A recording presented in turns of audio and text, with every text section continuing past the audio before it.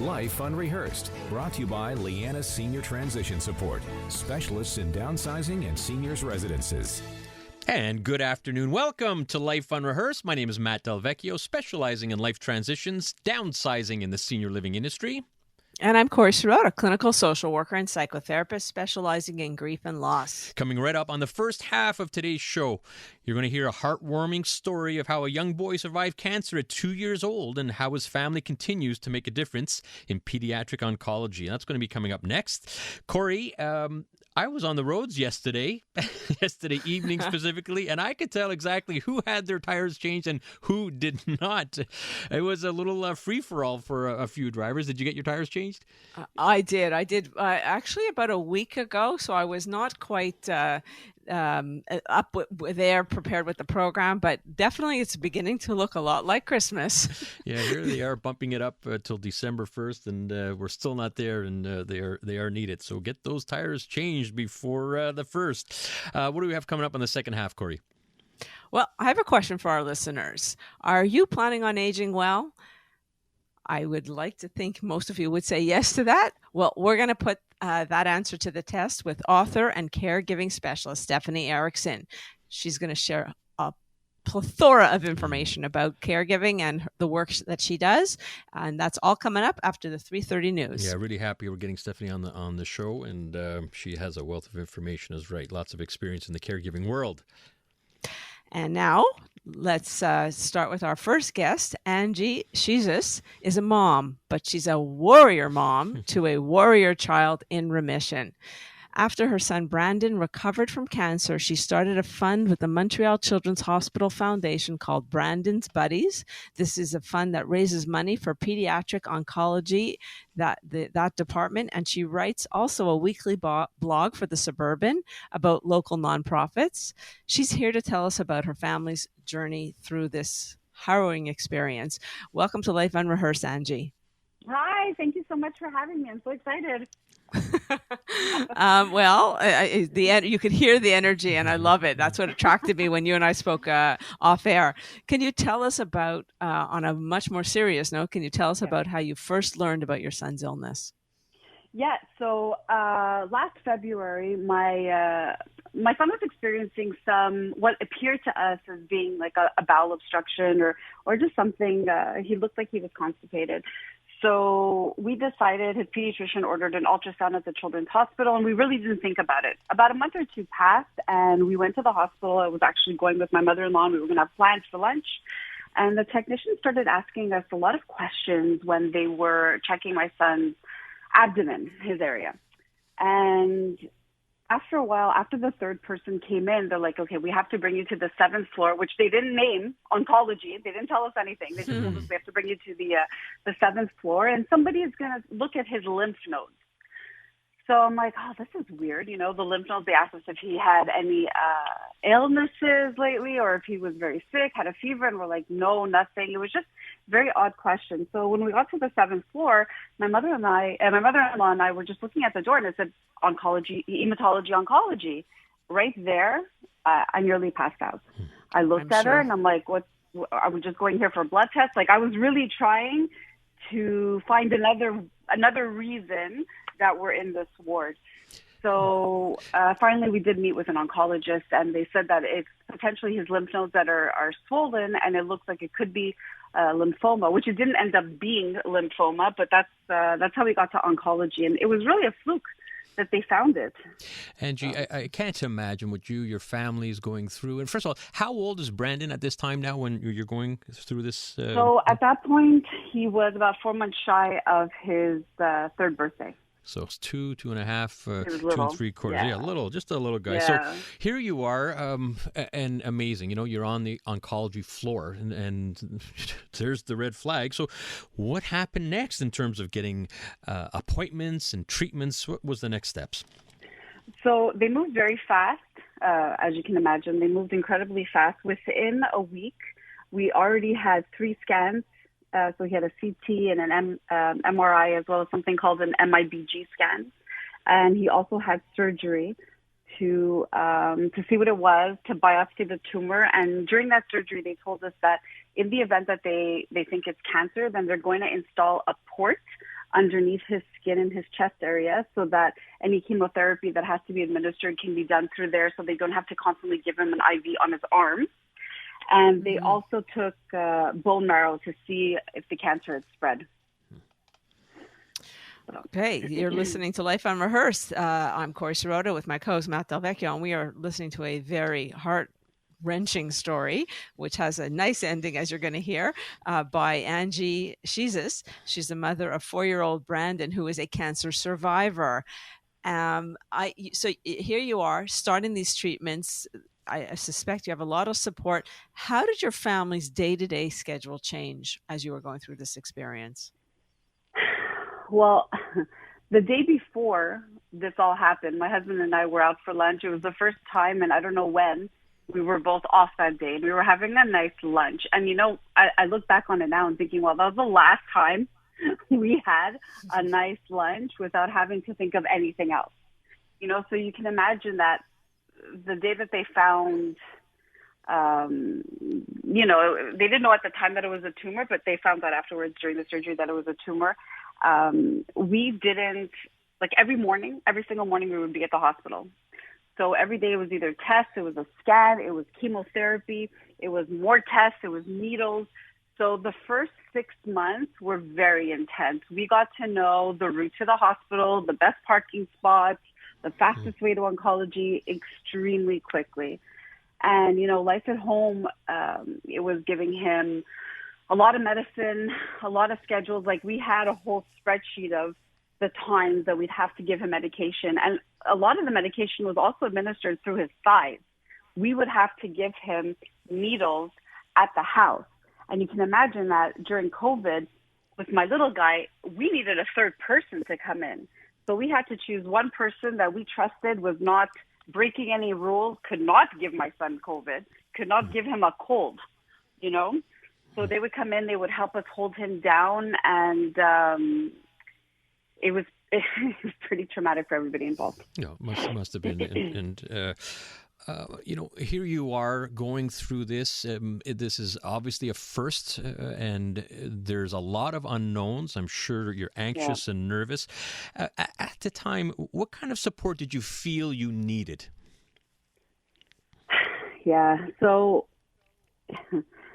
we really needed like a home support. Okay, what we needed and what we got was totally different, right? Because as a result of COVID, you know, nobody can come over and help us.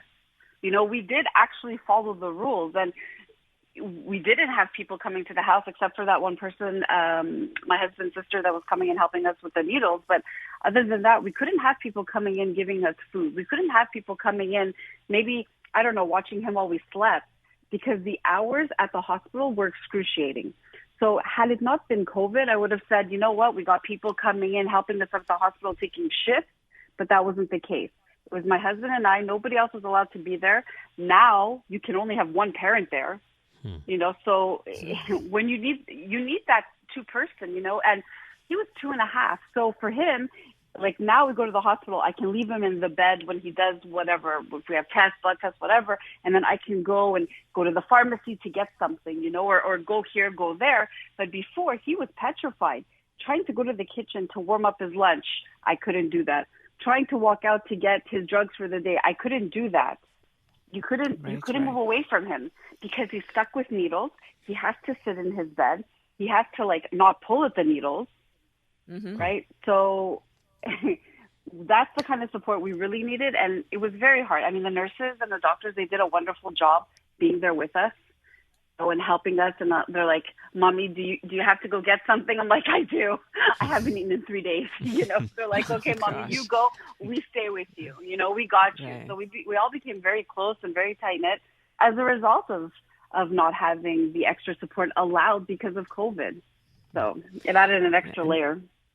No, without a doubt. I'm just also curious, even though you were limited around COVID and who could come in and come out, what was your family's reaction, your extended family, when you told them? Oh, yeah. So my mother-in-law was with me when we were at oncology. And I mean, that day is a little bit blurry for me. And I think everybody was trying to do a good job of calming me down.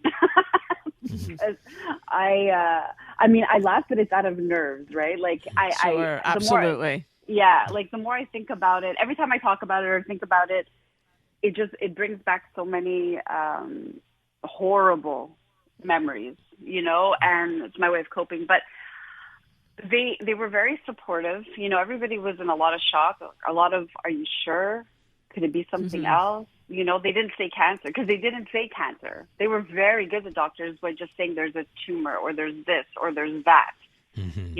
So, they're careful not to freak you out, because you hear cancer and you're like, Yeah, absolutely. And listen to Life Unrehearsed with Angie Schizas. She's the mother of Brandon, who you're hearing about his story. And Angie, we have to head out to traffic, but when we come back, we want to hear about one of the most worrisome moments that you experienced. And also, there is a silver lining here. And of course, the courageous Brandon we want to talk about as well. And you've really done something special. So we're going to hear about that when we come back. But first, let's head out to the CJAD Traffic Center for traffic update. Life Unrehearsed, brought to you by Lianas Senior Transition Support, specialists in downsizing and seniors residences. We are talking to Angie Schizas, mother of Brandon, who is now 4 years old. He is a cancer survivor, and talk about miracles. This is quite something. So we were talking before we went on to the traffic break. We were talking a little bit about this whole journey that you're on, and I guess I was curious, and I apologize in advance for bringing all of this up again, but could you tell us about what the scariest moment was for you? Yeah, so first, just to be clear, every single time a nurse came in with news or a doctor came in with news or somebody asked me a question that I felt was odd, right then my ding, ding, ding, I was like, why? What's happened? What's this? Even his last CT scan, she asked me a question that was so off base. I'm like, why did you see something? So we were always on guard and always expecting the worst. But so every time we went in, it was difficult. It was scary. And every time they talked to us, it was scary. No news is good news in oncology. But the absolute, this one stuck out. So my son had to have 2 surgeries. The first one was a biopsy, and the second one was a surgery after all the chemotherapy treatments. He went on to have other treatments, but after the initial 6 months of chemotherapy, they wanted to see, okay, did this work, right? So the initial scans did not show that the tumor had shrunk. So I was like, oh my God, this didn't work. Because he has something called neuroblastoma, and it's a very aggressive cancer, and it spreads. It hadn't spread to his bone marrow, but it was an aggressive cancer, and it was actually going into his lymph nodes to spread throughout his body. So we were very, very lucky when we caught it. And so when they said that it hadn't shrunk, she could see the doctor. I'm like instant crying. I'm like, oh my gosh. And she's like, no. It just means maybe the cancer evolved into another type of cancer that is not as aggressive. I'm like, okay, sure. Another doctor saw me. She's like, I'm crying. Fine. So then we had the second surgery to really see what was happening. And we had met with the surgeon before he had done the first surgery. And the second time he said, it's a risky surgery because where his tumor was, it was right next to his pancreas, and it was also intertwined and connected to vital blood vessels. So because he's tiny also, he was like not even 3 years old, right? He was teeny tiny, and all his little vessels are tiny, and we're not talking about a huge tumor. Everything is teeny tiny, and one snip, and it could have been very bad.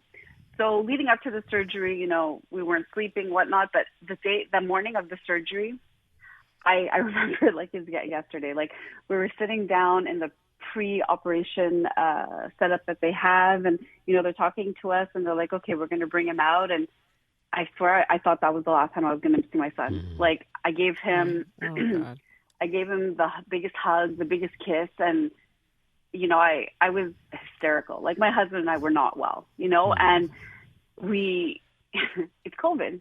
There's nobody there to comfort you. Right. So we're sitting in a room with other people whose kids maybe had a broken foot. You know what I mean? Like here we are freaking out that our son's going to not make it. So anyways, several hours passed and the surgery actually went, I think, better than they expected. They called us within a couple of hours and let us know that they got everything that they could see. Of course, there's traces. That's why he had other treatments afterwards. But they got all of the tumor that they could see, and it fell apart in his hand. The surgeon said. So that means like the cancer, they killed the cancer with the chemotherapy. Oh, Beautiful. Listening to Life Unrehearsed. Matt Delvecchio here with Corrie Schroeder, and that's the voice of Angie Schizas, and she's the mother of 4-year-old cancer survivor Brandon. What a trooper! And I know we're quickly running out of time, Angie. So much more to cover, and we want to talk about how this experience helped out. But first, how is Brandon doing now, and how are you doing? He's doing great. He's in remission since March. He is. We opted to put him into a study called. He's on this treatment called DFMO, and it helps keep the cancer in remission. And they're testing different dosages. So he's on the higher dose of the treatment, and he's doing really great. Like knock on wood, very few side effects, and my kid's a little superstar. Yeah, no question about it. As are you guys. Let me tell you, as are you, and as in true Life Unrehearsed form and the spirit of why we do what we do. What was so incredible is this is an incredible journey for your family, but then add to it what you did and what you have been doing, having taken the experience. One of the things I know is that you became a blogger. Yeah, I know that was very unexpected. So I know we're running out of time, so I'll summarize how that happened. At the beginning, we didn't tell a lot of people about my son's condition because, I'm also the type of person that doesn't want people to feel sorry for me. Like, we needed support, but I didn't want pity. You know what I mean? Like, I just didn't want that. Yeah. So I started a group and just talked about Brandon and how he's doing. And then people started reaching out to me and telling me, during COVID, we're feeling sorry for ourselves. And here you are putting on a smile while your child is going through chemotherapy. And, if you can do, you're an inspiration. Your family story is an inspiration. So I was like, oh, fantastic. And then from there, we started doing some fundraising for other charities. We started raising a lot of money. And I'm like, we should really do a fund. And when we saw that the treatments were really the prognosis was very positive, we're like, you know what? Let's start a fund for them so that we can give back to the hospital.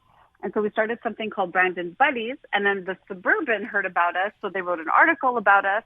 And then one of the editors at the Suburban saw my Facebook page and liked the way I wrote. So he asked me if I could do a blog for him. And that's how the blog came about. And so therapeutic. I'm telling you, I love doing it. So much fun. Well, good for you. That's Angie Schizas talking about her family's journey. And more importantly, Brandon, could you imagine 2 and 3 years old going through all this with cancer and now in remission, as you've heard.